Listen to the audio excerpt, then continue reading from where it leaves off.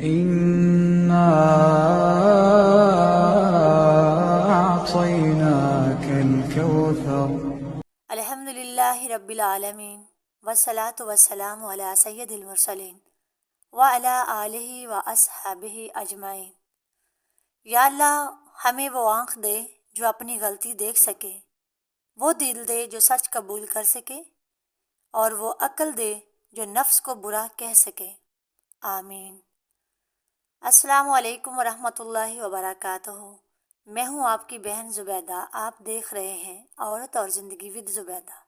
آج کا موضوع نہ رونے کا ہے، نہ شکوے کا ہے، نہ عورت کو مظلوم بنانے کا ہے۔ آج ہم مرد کے بارے میں بات کریں گے۔ آج کا عنوان مرد کی وہ 5 عادتیں جو اسے آسمان سے زمین پر گرا دیتی ہیں۔ یہ وہ عادتیں ہیں جو مرد کو باہر سے کامیاب اور اندر سے کھوکھلا کر دیتی ہیں۔ یہ وہ رویے ہیں جو عزت، برکت، سکون سب کچھ چھین لیتے ہیں۔ اور میں آپ کو یہ بھی بتاؤں گی کہ صحابہ کرام انہی عادتوں سے بچ کر کیسے دنیا بھی جیتی اور آخرت بھی۔ تو آئیے سنتے ہیں پہلی عادت، غرور۔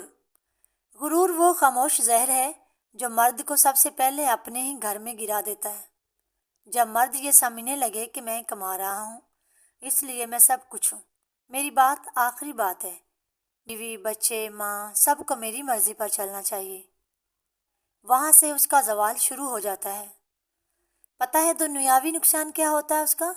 بیوی دل سے دور ہو جاتی ہے، بچے باپ سے ڈرنے لگتے ہیں، دوست ساتھ چھوڑ دیتے ہیں، لوگ عزت کرنا چھوڑ دیتے ہیں، برکت نکل جاتی ہے۔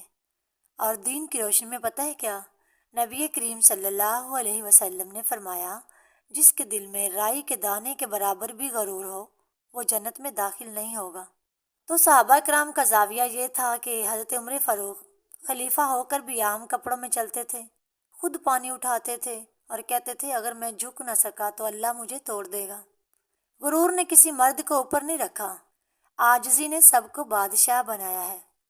نمبر 2، دوسری عادت کیا ہے؟ نفس پرستی۔ یہ وہ عادت ہے جس میں مرد صرف اپنی خواہش دیکھتا ہے، مجھے سکون چاہیے، مجھے مزہ چاہیے، مجھے آزادی چاہیے، مجھے کوئی روکنے والا نہ ہو۔ وہ بیوی کے جذبات، بچوں کی ضرورت، ماں کے آنسو کسی کو نہیں دیکھتا۔ تو دنیا میں اس کا نقصان ہوتا ہے، رشتے بکھر جاتے ہیں، بیوی بد دل ہو جاتی ہے، بچے بغاوت پر آ جاتے ہیں، گھر ہوٹل نما بن جاتا ہے، مرد تنہا ہو جاتا ہے۔ اور دینی روشنی میں یہ ہے کہ قرآن کہتا ہے کہ تم نے اسے دیکھا جس نے اپنے نفس کو اپنا خدا بنا لیا۔ صحابہ کرام کا زاویہ یہ تھا کہ حضرت عثمان غنی بے پناہ دولت کے مالک تھے، مگر اپنی خواہش پر نہیں، امت پر خرچ کرتے تھے۔ انہوں نے اپنی عیش چھوڑ کر مسلمانوں کے لیے کنویں خریدے، فوج تیار کی اور کہا میرا نفس میرا آقا نہیں۔ اور تیسری عادت، بیوی کی توہین۔ یہ وہ جگہ ہے جہاں مرد سب سے پہلے گرتا ہے، جب وہ بیوی کو کمتر سمجھے، اس پر آواز بلند کرے، محنت کو حقیر جانے، اس کے جذبات کا مذاق اڑائے۔ دنیا میں اس کو نقصان ہوتا ہے کہ عورت اندر سے مر جاتی ہے، گھر کا سکون ختم ہو جاتا ہے، بچے بدتمیز ہو جاتے ہیں، محبت نفرت بن جاتی ہے۔ اور دینی روشنی میں یہ ہے کہ نبی کریم صلی اللہ علیہ وسلم نے فرمایا، تم میں سب سے بہتر وہ ہے جو اپنے گھر والوں کے لیے سب سے بہتر ہو۔ صحابہ کرام کی عادت یہ تھی کہ حضرت علی رضی اللہ تعالیٰ عنہ گھر کے کام میں ہاتھ بٹاتے تھے اور کہتے تھے فاطمہ میری ملکہ ہے، نوکر نہیں۔ یہ مردانہ کمزوری نہیں بلکہ اصل مردانگی ہے۔ اور چوتھی عادت، حرام کمائی یا دھوکہ۔ یہ وہ عادت ہے جو ظاہری دولت دیتی ہے اور اندر سے سب کچھ ہلا دیتی ہے، سب کچھ جلا دیتی ہے۔ جب مرد جھوٹ بول کر کمائے، رشوت لے، ملاوٹ کرے، دھوکہ دے، تو فوراً دنیا میں نقصان اس کا یہ شروع ہوتا ہے، گھر میں لڑائیاں، بچوں کی نافرمانیاں، بیماری، بے سکونی، رزق کی بے برکتی۔ نبی کریم صلی اللہ علیہ وسلم نے فرمایا، حرام گوشت سے پلا جسم جنت میں داخل نہیں ہوگا۔ حضرت عبد الرحمن بن عوف اتنے امیر تھے کہ مدینے کی معیشت ہلا دیتے تھے، مگر ایک پیسہ بھی حرام کا نہیں۔ انہوں نے کہا میں اللہ سے ڈرتا ہوں، نہ کہ غربت سے۔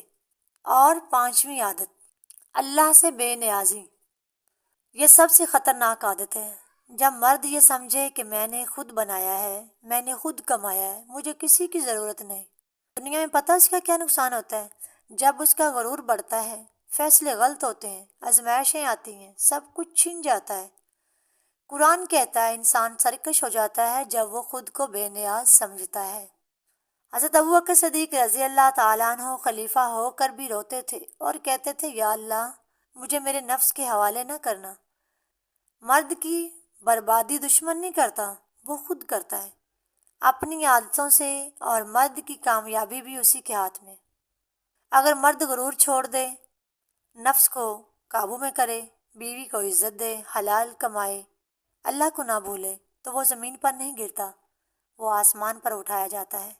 یا اللہ تو ہی جانتا ہے ہمارے دل کے اندر کی حقیقت، تو ہی دیکھتا ہے ہماری زندگیوں کے ہر لمحے کو۔